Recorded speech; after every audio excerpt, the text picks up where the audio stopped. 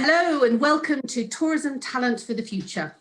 My name is Claire Steiner and I have the honour of being the moderator for this session.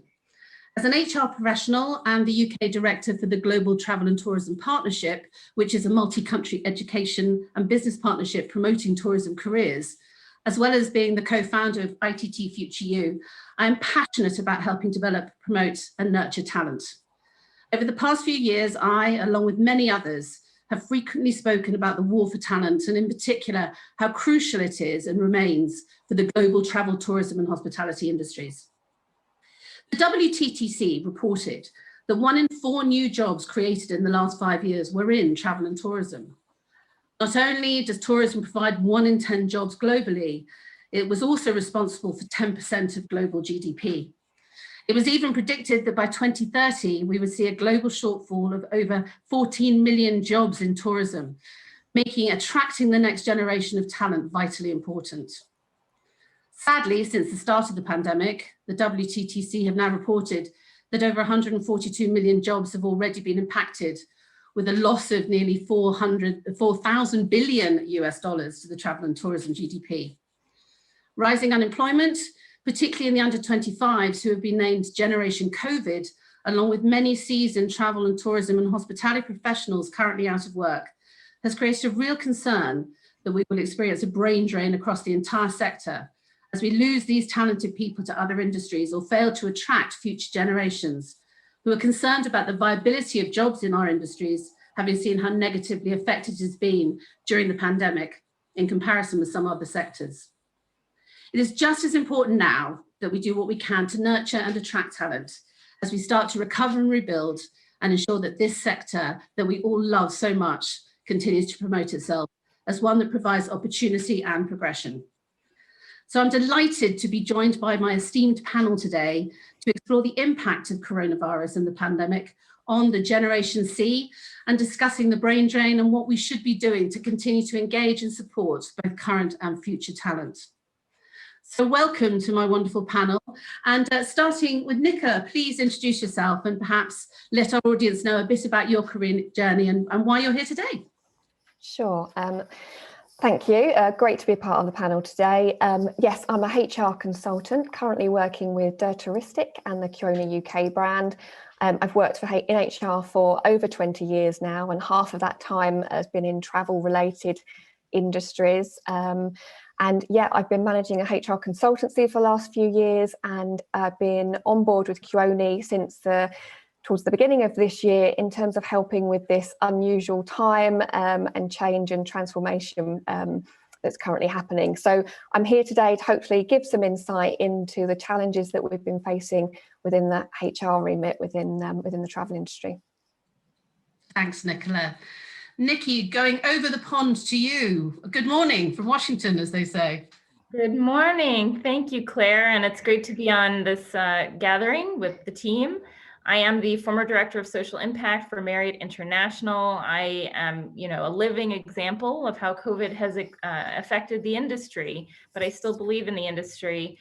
I've been working in social impact, also known as corporate social responsibility, for almost 14 years with Marriott, since the early days of them building this program.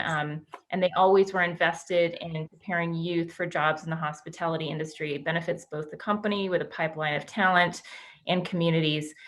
Prior to that, I was working with some other very well-respected socially responsible companies like the Discovery Channel, Honest Tea, and Whole Foods. And it is a pleasure to be here today. And as someone who has worked in the youth workforce readiness space for a while, to give my insights for this discussion. Thank you. Thanks, Nikki. James, welcome. Hi, thank you ever so much for the welcome, and it's definitely an honour to be here alongside my peers.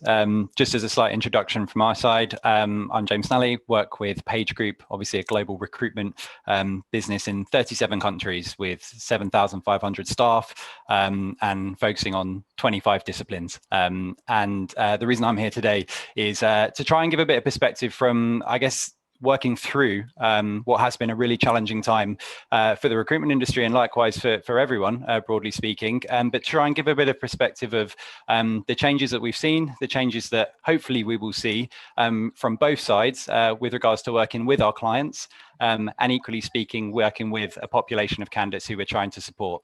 In terms of touch points of leisure travel, that is certainly what I look after alongside a fantastic team as well, based across the UK in particular.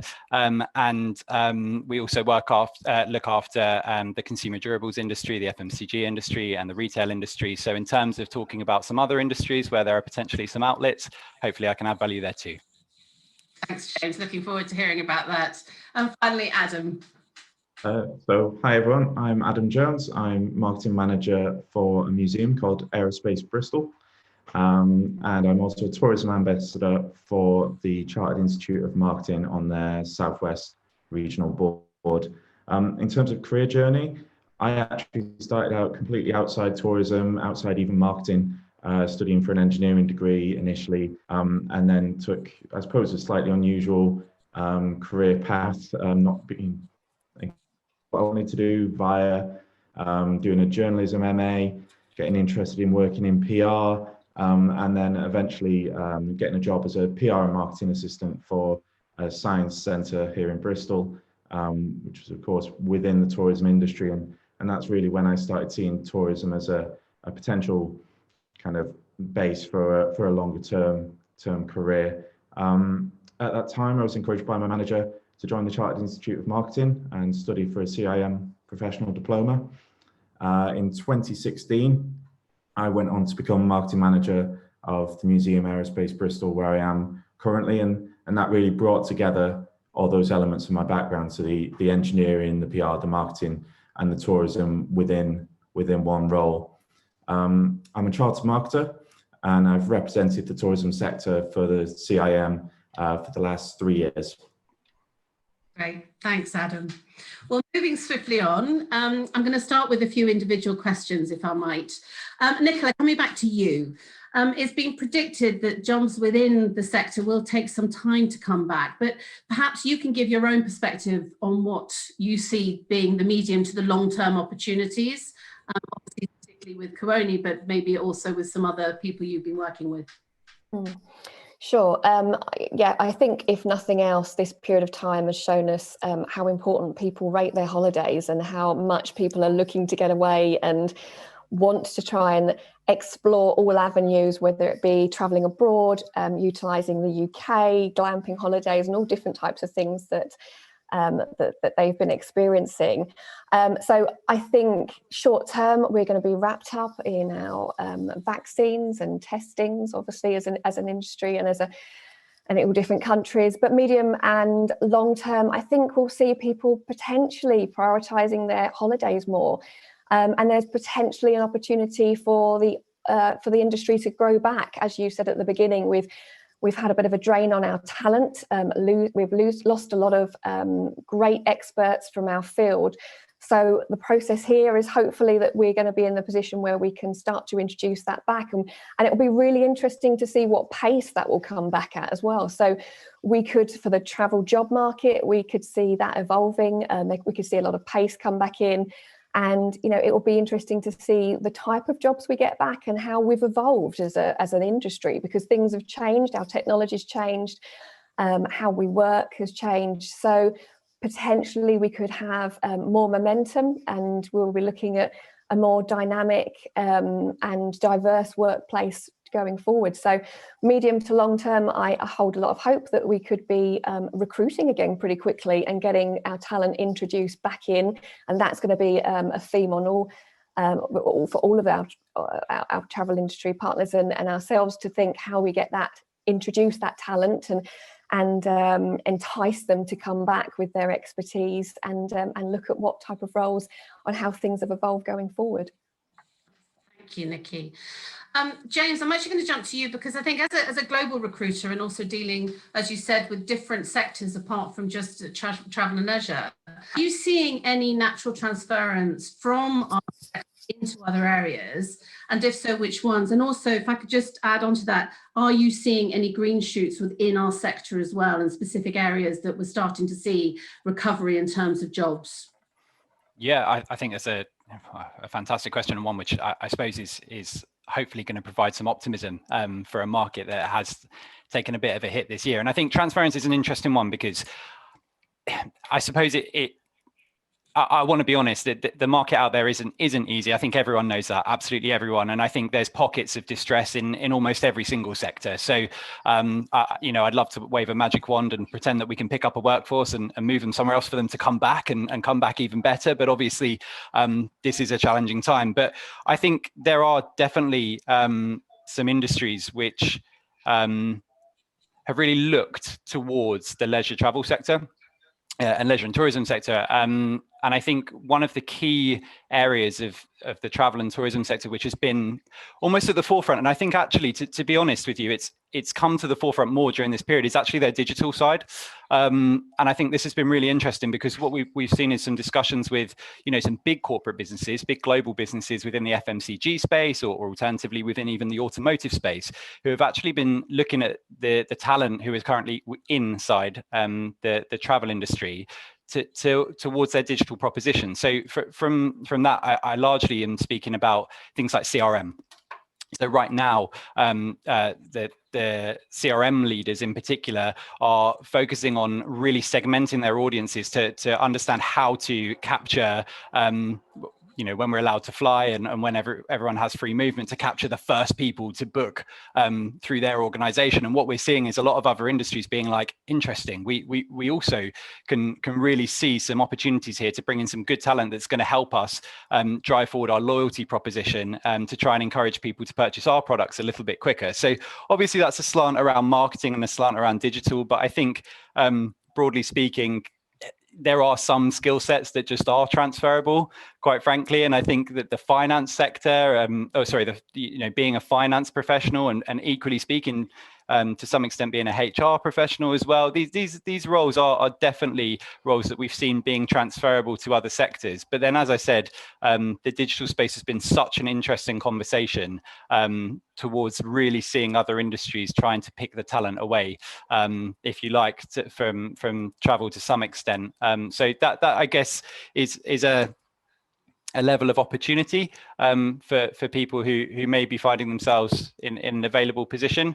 I think the other thing, just to reference the green shoot side of things, is UK. And I know we're sitting here today probably in a situation where we can't get up and travel across the UK and experience some of the wonderful new businesses that have almost opened up or become more visible over the past 9 to 10 months. But I'd say that that's been a huge grass shoot area in terms of whether it's holiday home rental on the coast or whether it's absolutely renting out again, holiday home seems to be quite a big one, to be honest, up north, or all of these different opportunities over the UK, which are associated to travel within our own kind of region. That's been a grassroots opportunity, and I think that's been one which has probably been a little bit undernourished to some extent, with a lot of people wanting to work for some bigger global organizations and perhaps get all the perks that come with working for those organizations, and maybe overlooking some of the homegrown businesses and talent, which is certainly experienced great growth when things opened up again.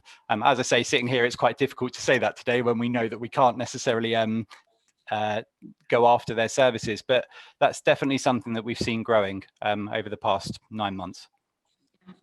I mean, Nikki, you've always been a fantastic supporter and ambassador for youth employment, and particularly in under-resourced communities. So following on from what James was saying just then, a lot of communities around the world, and actually I would say, within our own individual countries like the UK, have been severely impacted by the pandemic, those communities that rely heavily on the tourism that comes to that area.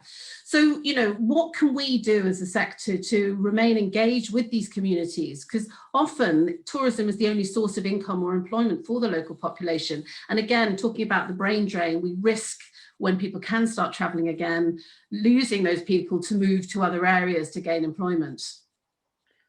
I lost you for about 2 seconds there, but I think I can bridge what you were saying. I just want to respond quickly to what James was saying first. So I do, and I'm reading a lot, I'm hearing a lot about people moving in, lane changing, as you all said at the ITT Future You conference, to other areas. And that's either on their own or in some cases, their companies are helping to facilitate that. I know a lot of hospitality companies were doing that and using, in some cases, some of their business partners.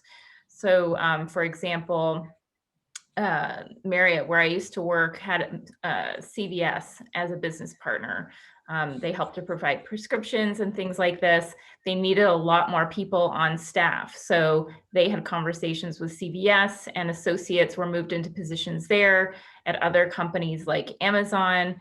And I'm also hearing that some of the universities, very famous universities here in the US, like University of Central Florida, Rosen College, have students that are now enrolling in new programs. They're pivoting to things like senior living management, healthcare type jobs.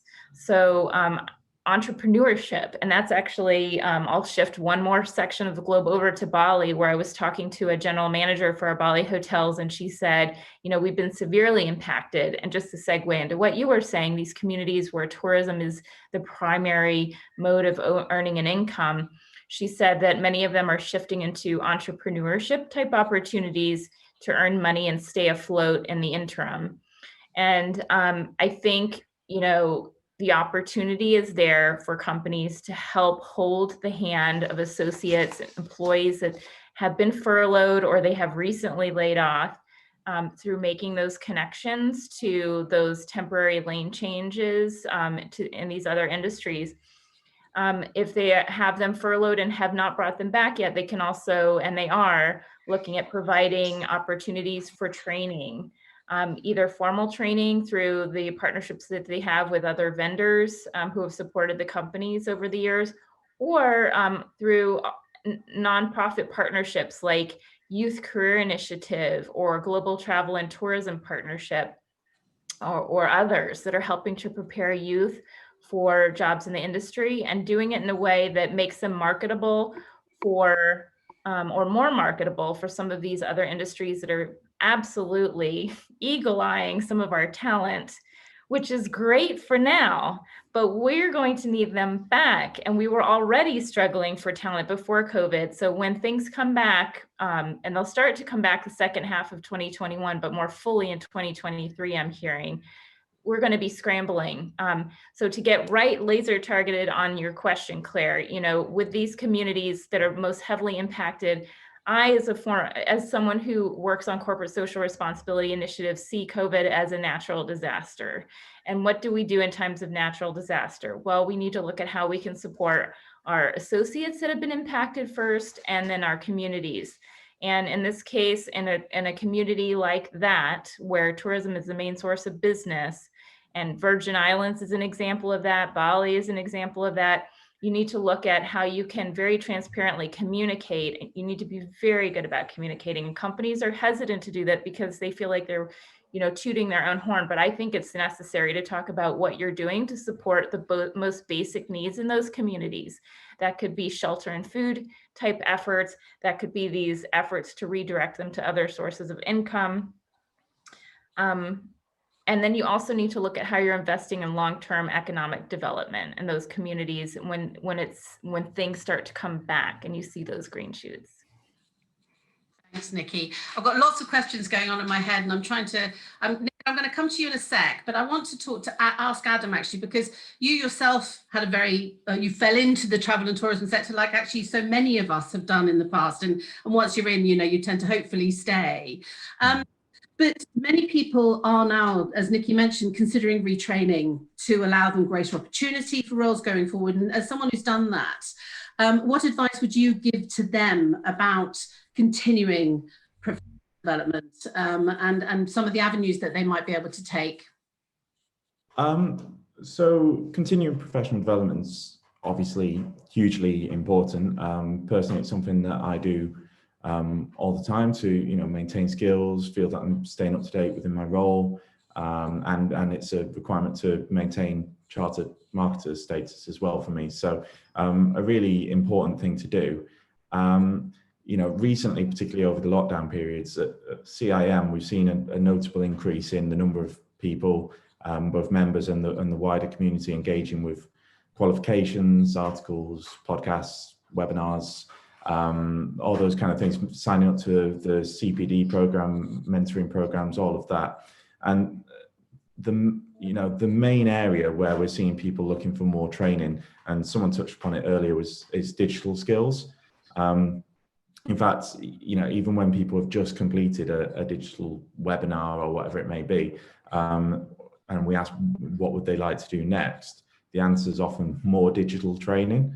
So now more than ever, I think digital skills are at the forefront of what we need to do. COVID is obviously removing that kind of in-person interaction, and digital needs to fill that gap. And with digital as an area, it's something that you have to constantly train in just to stand still, never mind get ahead, and that applies to all roles, not just marketers. So I think my advice in terms of CPD would definitely be for a lot of people anyway, to prioritize digital skills, particularly at the moment. Other CIM research that we've done has shown that actually the junior level roles are the ones that are gaining quite significant investment in their continuing professional development, particularly around the digital area. And the same research actually showed that the higher level roles, the heads of department roles, are actually slipping back a little bit. There's a bit of a knowledge gap there in terms of digital skills. Looking at travel and tourism specifically, we're broadly in line with other industries, but nobody is doing it particularly well. As I say, it's an area that's constantly changing, so you really need to train just to keep up. I think as well with CPD, remote working can make it quite a challenge, and makes it even more important that people take responsibility for their own continuing professional development, because obviously at the moment a lot of people are lacking that the things that you pick up or would usually pick up naturally in an office environment when working directly with other people. It's easy to become isolated. And I suppose lastly, outside of the formal training and formal CPD, I think it's important that people don't forget about the softer side of continuing professional development. So kind of networking, less formal learning. Like I said, I've mentioned, podcasts, reading, articles, just generally staying up to date with industry developments, attending events like this. Obviously it's harder when it's all virtual, particularly things like networking, but it's still possible. And all of that is continuing professional development. So if people can strike that balance between the formal training, the informal CPD, and just staying well networked within the industry, or becoming well networked within the industry, I think that will stand them in good stead. Yeah. There's no doubt networking will continue to remain one of the key skills for our sector. I said I was going to jump back to you, Nicola, and there's no doubt that our sector has been amongst the hardest hit, with so many people losing their jobs. And one of the key things as we go forward will be thinking about our own employer branding and how our brand has responded to this pandemic. So what steps should businesses be taking to ensure that their employer brand remains high, and how you can keep engaged with staff who sadly you may have had to from the business? And obviously I know Kuoni have done some great stuff on this, so perhaps you could tell us. Yeah, sure. Firstly, as an employer brand, at Kuoni, we've always believed in focusing on our talent and investing in people, and that's going to be really important going forward in the fight for talent that we've talked about. At Kuoni, we look to offer a 5-star service to our clients, and I'd kind of hope to think that we do that internally with our people as well, and that we treat our colleagues the same way. Acting as a brand that does the right thing, particularly in time of crisis, goes a long way externally and internally, because people can really associate with that. And I think that resonates with our people when they feel like we're involved in doing the right thing and they're involved in doing the right thing for all those people around. And how you handle a crisis for those external clients, and how you deal with it for those people internally, because as we've just talked about, everyone's been affected in some way or another through this period of time and through having to manage COVID. So how you communicate, how you're dealing with people, communication, as Nikki said, is absolutely important and vital while we're remote working and we're not connecting in the same traditional ways that we always have been. So all those things, I think, really go hand in hand with managing the employer brand and making sure that it is fit for purpose, and that you're recognized as being someone that people want to work with for the right reasons. But that piece in terms of managing people in a crisis, everyone's going to be watching to see how their employers deal with things, and not just knee-jerk reactions to things, that things, the plans are thought through and they're understood, and that how we manage our people is absolutely critical.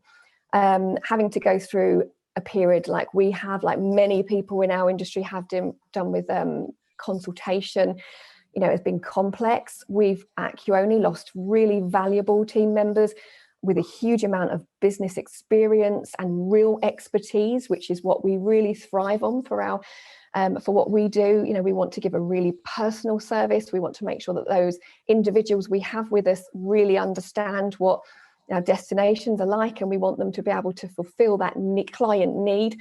So with all of that information and expertise and experience falling away from the business, that represents some really tough challenges going forward for the likes of Kioni and other businesses out there and across the sectors. But how we are dealing with those people that are exiting the business, that are having to leave and now saying goodbye to our colleagues, which is pretty tough, especially in businesses such as ours, where we've had really long service, and that's always really difficult. But how you manage those people and how you go about that exit process is absolutely key going forward, because we have always focused on the fact that we are in a difficult time with travel. The demand has fallen off a cliff, but it will come back. And when it comes back, where do you go trying to get your people back? Do you go to those people and look to them to return? Do you seek new ones? Or the people that we let go, as I mentioned, have got all that great experience and training, and I would like to think, and we were very clear during our consultation, that we really hope we would be welcoming those people back at the time when we had viable jobs and work to be done. So we gave a lot of thought at Kioni, and I think there's some good best practice to be kind of thought and to be thinking about and to consider moving forward, because we had a lot of discussions in our consultation. It was a really good two-way discussion with our employees and our reps about how we would move things forward and what kind of things could we do. And I think that idea of communication and listening to what people want and how we can really help them move forward, and how we can prove to them that we were trying to make this work with them exiting the business in the best way possible. We came up with some great ideas, which I really do think are best practice processes. So at Kioni, we did a number of things, and some of them are really, really, really basic and don't take us any time or effort to manage. But the first one was we collected all of their personal email addresses, and we asked them their permission to say, would you want to go on our list? So as soon as we got jobs back again, can we email them out to you, so that no matter what department, no matter what it is, we can email those people quickly and efficiently to say, these are the jobs that we have, and let's see whether they would work for you now and whether you'd be interested in coming back. So really simple first thoughts and process there. Secondly, we did arrange an outplacement program for all of our people exiting. And we did that because, there's a lot of people that have been with us for a long time, understanding those transferable skills, getting that CV written correctly, was all things that people were worried about, and we had enough to worry about at that point. So we were able to really help them with our outplacement, career counselling, and really identified those transferable skills that could really stand them in good stead moving forward. And things, we talked about, Adam just talked about, social channels, etc. They had some help with LinkedIn, because things like this and the networking is absolutely crucial, as we said.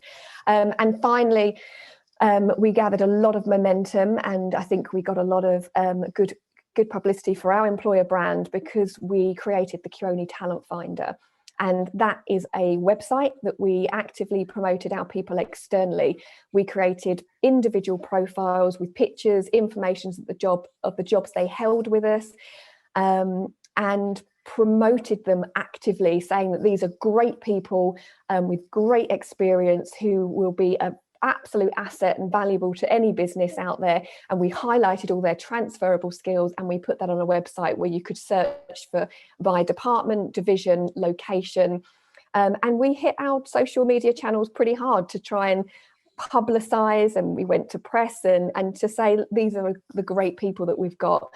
And we gained a really, really great response from people within the industry and outside of the industry that were interested in our people. And all of those things and those types of activities, I think, really help build an employer brand and make it a positive place, and will hopefully make our individuals want to return, because we dealt with them, their exit, in a way that hopefully they'll feel that they're ready to come back and that they want to work with us again. Yeah, thanks, Nicola. Yeah, I mean, I have to say, I think the Talent Finder is a great example of how you can, maintain that human side of running a business, and that I think is really, really important. And Nikki, I mean, you've obviously worked in hospitality for a long time, and with Nicola was talking about the loss of some very seasoned and talented individuals with many years of experience. But in hospitality, traditionally, a lot of the roles that currently have gone have been that sort of entry level, more junior roles, that because hotels are closed, so there's just no need to be there. But it's always been a great launch pad for many, many careers. It's starting in that. So I know that we have a number of educators listening in on this session, and presumably some other young people who are maybe at the start of their career. What kind of message would you give out to younger people and that sort of whole youth initiative at a time when they're sitting there thinking, oh my God, there's no jobs, where do I go? Well, I mean, I had a lot of roles before I got into the hospitality industry, and I would say it's okay. Take a pause. I highly recommend doing some anything related to meditation right now. I think Headspace is through the roof in terms of subscriptions. You are talented. You are necessary for this industry. It is a beautiful industry. Even I, who was recently laid off, can say this. And just make that lane change and go and look at some other opportunities. And if you are recently laid off and you are young and you are wondering what to do, those skills are transferable, as we've been saying in this conversation. If you are in school and wondering if you should go into this industry or in the midst of your training, I would say please carry on with that.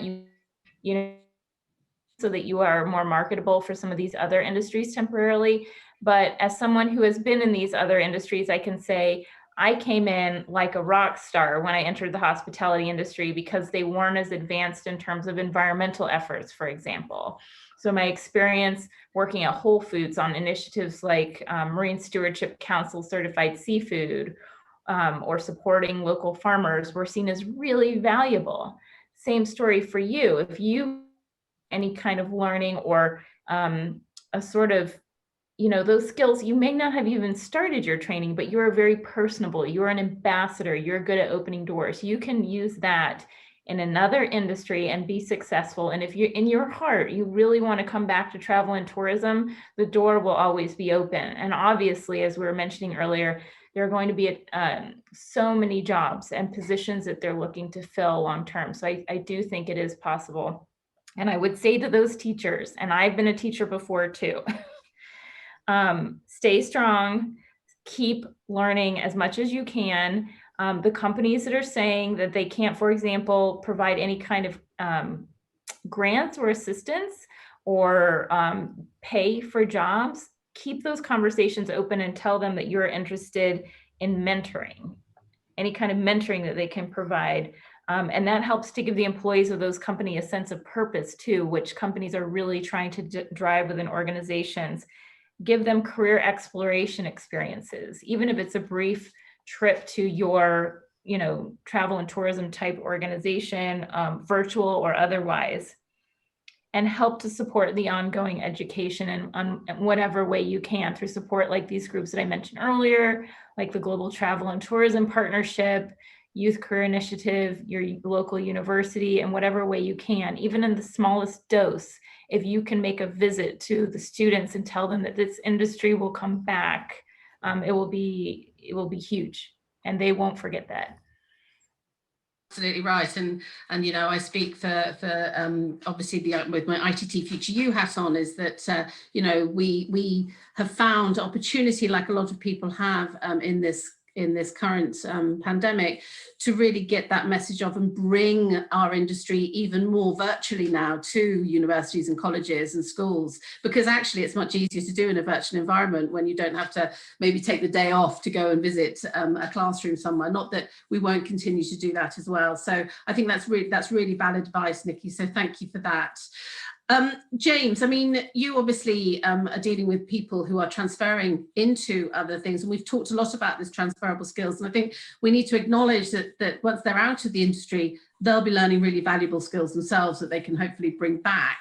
But what advice would you give to people who have been in this sector for a long time, who might be a bit worried about how their skills will transfer as they change lanes? I mean, you mentioned CRM, but are there any other of the softer skills that you think our industry has real strength in? Yeah, absolutely. And I think just echoing what everyone else has said, in times of challenge, you've got to use your network for a start. So I think if I refer to this first, this is the time to be asking for references, to be asking for testimonials from your previous employer. And it sounds like Coroni's done an absolutely fantastic job as well in terms of providing that to potential employers too. But I think that this is really the time to do that. Utilize the network. And by that, I don't just mean people who are employed. I also do mean people who you previously worked with, who've moved on. We have this thing where we always say, follow the footprints in the sand. Find someone who has made that transition before and just ask them for a little bit of advice. I've seen what you've done. I've really, I look up to it. I've been thinking for a while actually about how to make that move myself. Any advice that you can give, or any connections that you could recommend, or any books that you could recommend, or any webinars that I could join. I think that's really the first point for someone who might be lost. I.e. someone who may have been with a business for quite a long period of time. That is a scary thing, coming out to face a market and not understanding really where you might fit in. That's a good place to start, because there will always be examples of people who've been through the same pressures and yet come out the other side. So that's the first thing I'd absolutely say. And just to be more granular, I suppose, from an interview perspective, one of the key things is that people often in an interview will tell you what they've done. That's absolutely fine. You tell me what you've done. But I think that the biggest challenge, and what employers really now want to see, is, okay, I can see that from your CV, or I can see that from the job spec that you were previously working at. Now you need to tell me how good you were at it. And I think that's really the key thing here is about, you can tell me about your responsibilities, but tell me what the value that brought to the company that you worked for, whether that's a CSR thing, whether that's a sales thing, whatever that might be, or an exposure thing. That's how you do it. So I would always use a piece of advice, which we find ourselves telling people who are just entering the workforce, or people who have been with a company for a long time. Success is a bit of a dangerous word, because if you say something was a success, it means something very different to Adam, to Nikki, to Nicola, to myself, and to your prospective employer. So always finish that sentence off. I did this, X, Y, and Z, and it was a success because it led to, and that is really where you can set yourself aside from a pool of candidates who might unfortunately not necessarily be thinking about the benefit that they can add to a business at this stage. So that's what I'd say. And then just also adding on to Adam's point from a little bit earlier, speak about this industry with passion. That is so important. You know, it's so important to speak about your previous employer. Okay, if they've made some mistakes, then fair enough. But equally, to speak about the industry that you worked in, that you chose to work in with extreme passion. You know, it doesn't put employers off. It doesn't make people think, are they convinced about joining my food business, for example, if they're talking so strongly about, you know, leisure travel or tourism. Speak with passion about what you've done. And then I think, I can't remember who it was, but I think it might have been Nicola who said it at the beginning. Right now, more than ever, we're talking about travel. Every single candidate, every single client that I'm talking to and my team are talking to at the moment, one of the icebreakers is, you know, where's the first place you want to go on holiday, or what you're going to do? Did you manage to get away over summer? So if anything, your passion about that industry will spark a conversation that just allows for a little bit of common ground. So yeah, those are the things I would say. And the only other thing I would say, which adds on to Adam's point, is if you love it so much, now is the time to write about it. Now is the time to blog about it, post pictures about it, do something creative. If you love this industry and you're missing this industry, you channel that energy, and then bring it to me at a recruitment agency alongside your CV, or alternatively bring it to a prospective employer and say, you know what, I absolutely love this industry, and I've seen that in this next job, I need to be strong at copywriting, for example. So this is what I've done. This is what I've produced. I've done this social media posting, I've written this blog, and this is what I want to bring to your business. And I think I can be successful at doing it. So that's what I'd say. You know, it's not all about, it's tough out there, and I'm never going to say it's not, absolutely. But you've got to find those moments of positivity and optimism. And if anything, talk about the benefit, the success that you had in the way that it then added to the business. I would like to add on to that comment. It's partially with my corporate social responsibility hat on, and then the reputation piece and networking. Me personally, when I went on furlough, I almost immediately had a conversation with a friend over at Amazon, and she was telling me about how Amazon was looking at how they could be a more productive member of the COVID response, and they had different topics that were coming up. I leaned in, and I think that many people in the travel and tourism industry are very concerned about the health of our communities, not just so that they're more beautiful for travel and tourism, but also because so many people in our industry have been negatively affected and need assistance. So if they can find a way, like I did, to find an organization, even virtually, to assist, they can develop a lot of new contacts there and demonstrate skills that transfer to other industries, and or help to bring them back into their old industry, because on their left, they might have someone from Kuoni who is volunteering or doing something to help advance an issue. And on the right, from a retail industry, for example, that's also trying to address that issue. So they're bridging relationships and creating opportunity and demonstrating ability, skill, etc. And that's the true story. It's been working for me. So just something to consider, and also something that will help overall with the recovery for the industry and recovery for the world at large.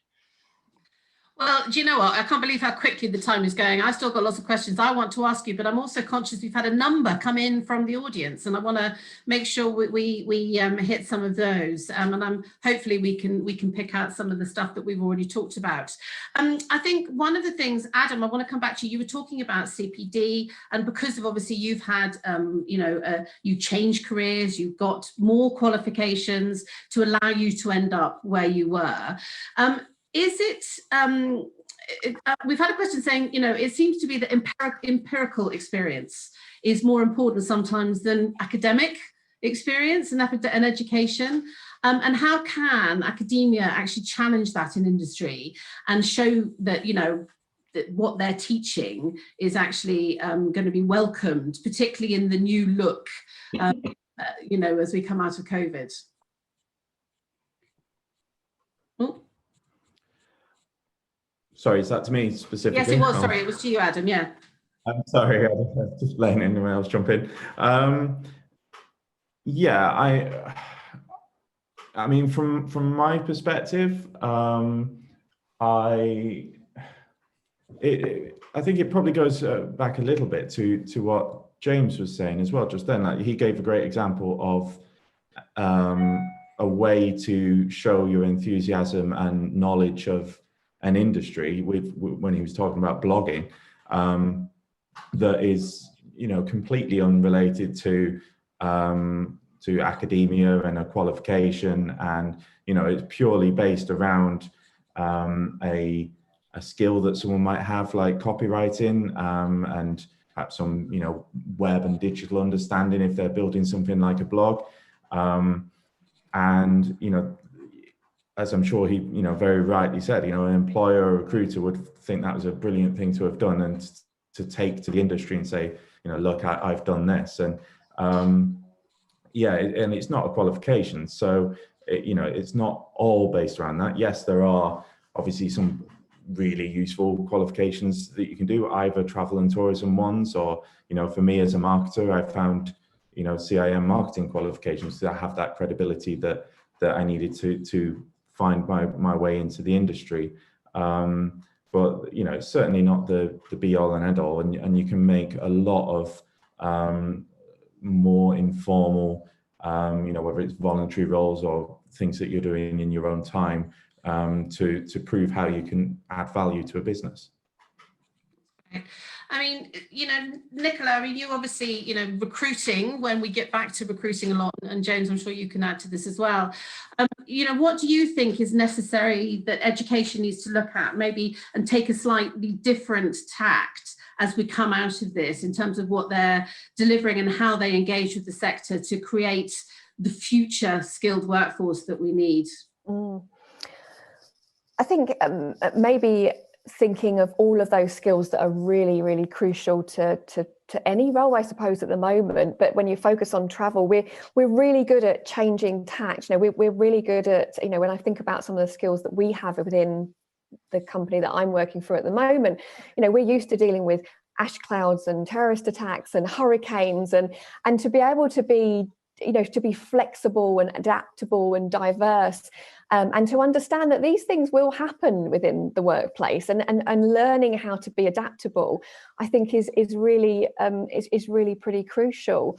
I think that moving forward, it's going to be the situation where in education, you know, we want them to be able to be really clear that when we promote travel, that we talk about how amazing it is to be working in such an industry that people have got a load of passion about. And I think the skills that or how we promote travel moving forward with our younger people specifically, you know, we're in a very fortunate position, because travel is exciting, and moving around is exciting, and cultures and is exciting. So I feel like we're on the, you know, we're already a step ahead when we go out there and promote.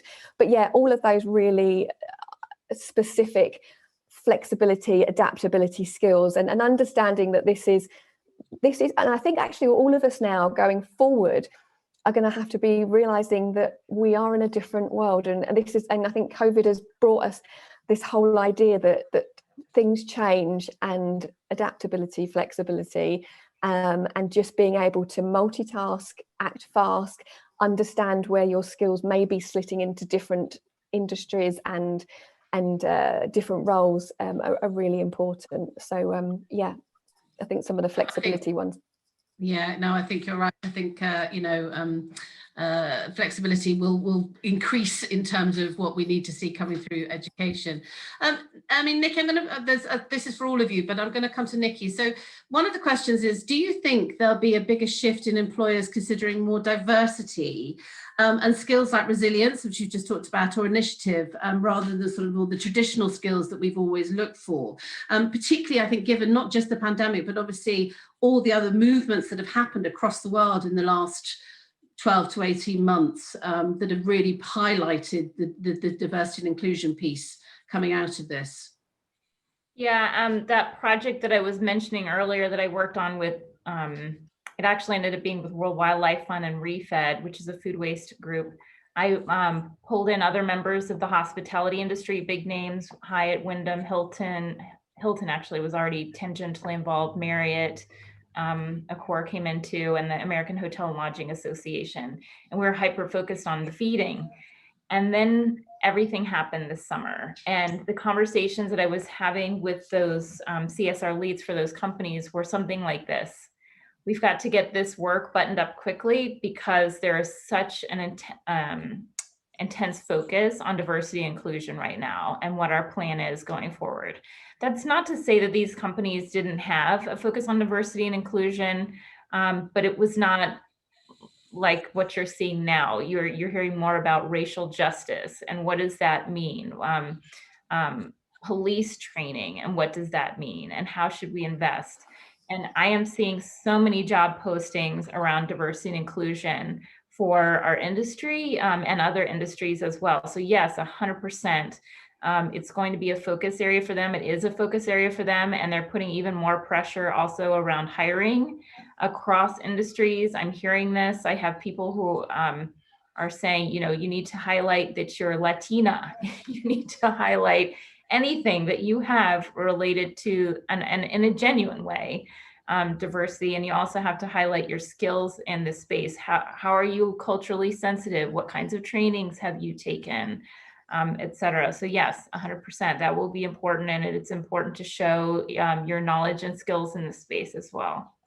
Yeah, and talking about some of the sort of more the newer skills, I mean, you know, I think to all of you, you know, we know that this is still going to be an industry of opportunity for careers, no doubt about that. But, you know, sort of touching on some of the stuff that Nicola said, and in fact you've all said, is what specific skills do you think people really need to start looking at developing if they're going to progress in, well, in fact, I sort of heard a lovely phrase, it's not the new normal, it's the next normal that we're going to find ourselves in hopefully in the next weeks and months. So I'm gonna start with James on that one. Yeah, I mean, it's a really valid question. I think I would say just one thing that I've just heard over and over and over again, especially within this sector, is and it touched on someone said subscriptions earlier, and I think this is quite a bespoke answer, to be honest. But one of the things, it continues to be brand loyalty. You know, it's a competitive environment out there at the moment. There are many travel businesses who are going through very similar journeys, and some who've had a bigger impact than others. Equally speaking, there are many hospitality businesses. So I think and I'm only going to say this from the perspective of if you've got an interview lined up or you're making an application to an organization, just think of that brand. What does that brand mean? What does that brand mean? And on top of that, what can and when you think of what that brand means, put yourself in the perspective of the role and think, how can my application be viewed as something that would actually add value to that brand and increase the loyalty of the business? So I think that's one very specific kind of nuanced area, but I would always try and perceive and read around the brand and some of the struggles they've had, particularly in travel. This is going to be a wonderful conversation topic. I know that sounds really awful, but this year will be a conversation topic for many years to come in terms of interviews. And if you acknowledge that up front and say that you've thought about it when you're coming to an interview, I would say that would stand out. Yeah, what about you, Adam? Yeah, I think the things that spring to mind, and actually this is backed up by, as it happens, some CIM research that I've looked at, but I think it applies to a lot of roles, certainly not just marketing roles, is the keeping up to date with technologies. We've already said, we've talked about digital, understanding customers and how to create value and the ideas behind acquiring customers and retaining customers. That's going to be that's obviously in a lot of ways changed this year with the shift to digital, with the shift in how people are communicating and interacting with their customer base. So having that in-depth understanding means you're better placed to continue doing that. So following on from understanding the brand, understanding the customer, and I think the ability to work across multiple channels, adapt to an always-on kind of environment and a fast-changing environment. You know, this year's been faster changing and more uncertain than anything really that's gone before, certainly for a long, long time. So any skills that you can show that you're good at embracing digital, good at understanding people and understanding your audience and your customer, and adaptable, I think will are very strong skills to have. Nicola, have you got any skills that you mentioned some before, but any add? Well, I was just thinking, actually, I think one of the things that we can all really do moving forward is to really focus on our own self-awareness and what we are like as individuals and where our skills lie, and to take that look inwards, I think, in terms of who we are, what do we want, what do we enjoy. I think everyone has been forced to focus on things they hadn't thought they may need to focus on this year in terms of skills and their abilities. And I think when it comes to being nervous of change, we've all been thrown into a big program of change this year. So I think a lot of people having that self-awareness that you can actually do some of the things that maybe you thought you couldn't. A lot of people hadn't been on Zoom, hadn't had meetings like this before, are aware virtually, and technology has played a big part in people's lives, I think, over the last 6 months. So I think to really spend some time now focusing on your own self-awareness, where you sit, what you like, what you don't like, not to be so scared of change, and the fact that probably we are more flexible than we ever thought and adaptable than we ever thought we could be. Yeah, definitely some positives there. It's interesting, actually, I don't know if anyone's seen it, but the World Economic Forum actually have given the top 10 skills that they think will be required in work by 2025. And it's analytical thinking and innovation, active learning and learning strategies, complex problem solving, critical thinking and analysis, creativity, originality and initiative, leadership and social influence, which I liked, technology use and monitoring and control, and also design and programming, reasoning, problem solving and ideation, and resilience, stress tolerance and flexibility, which we've all had to demonstrate in spades over the last 10 months. So we are very quickly coming to the end of what's been a fantastic panel, and I'd like to thank all of you individually for your brilliant commentary and your contributions.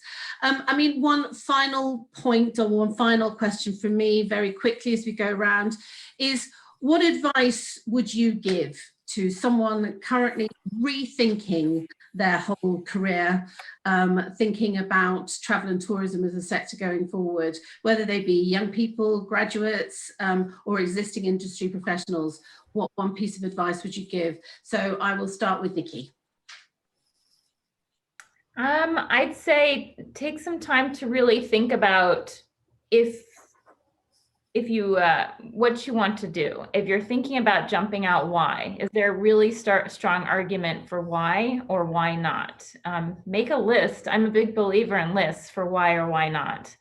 And then they always talk about creating your own board of trusted advisors. Create that board and talk to them and ask them, for their advice and where they think you would best be suited. If you really are destined for this industry, I think you're probably going to have some people on that board that will lead you in the right direction. Fantastic. Adam? So I'd say that the thing that's been to mind is that I actually left tourism for a period of time, primarily due to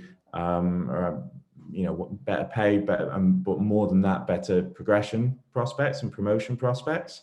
But one thing that I thought was quite interesting is, at the point that I returned to the industry, the person who had got my job, a very junior level job at the time that I left, had worked their way up to the exact same level as me when I rejoined.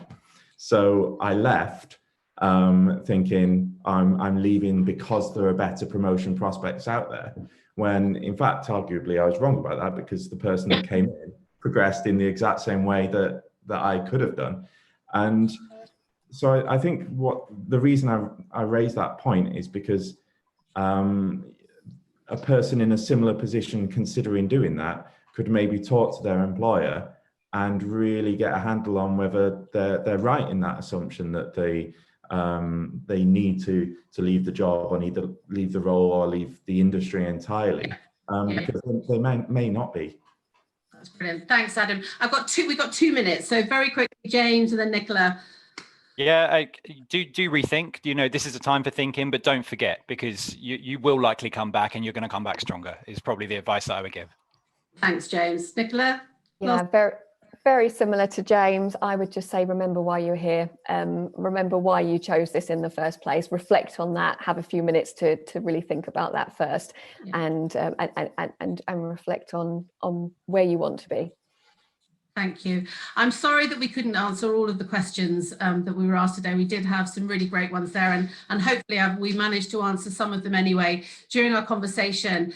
Nicola, Nikki, James, Adam, thank you so much. I've really enjoyed it. I've learned a lot from it, and I hope our audience have as well.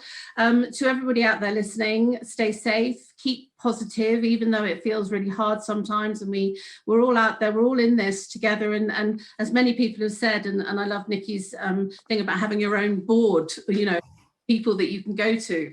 You know, we all have people like that in our lives, with be it people we work with or people in our personal lives. So do reach out, stay strong, and you know, travel will be back. I hope we've been optimistic, but realistically optimistic. I think we have to be. And yes, take care, everybody, and we will see you same time next year, we hope, with hopefully in person. So thanks, everybody. Take care. Thank you. Thank you. Thanks.